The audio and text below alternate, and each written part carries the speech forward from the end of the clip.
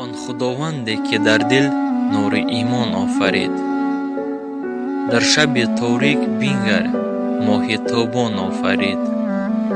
تیغ را بر حلق اسماعیل پیامبر نهاد، بعد از آن بر مؤمنانش عید قربان آفرید.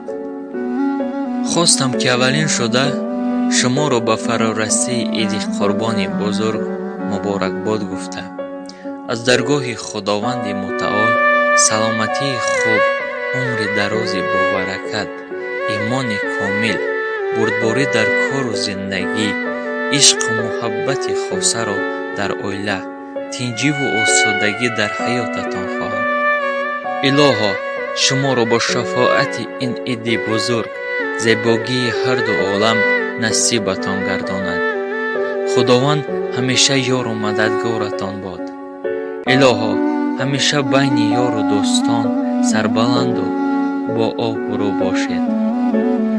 انیس قلب خود تنها خدا کن، خدا را در دل شبها صدا کن.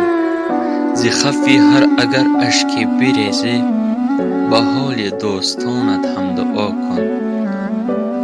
با احترام مزمر.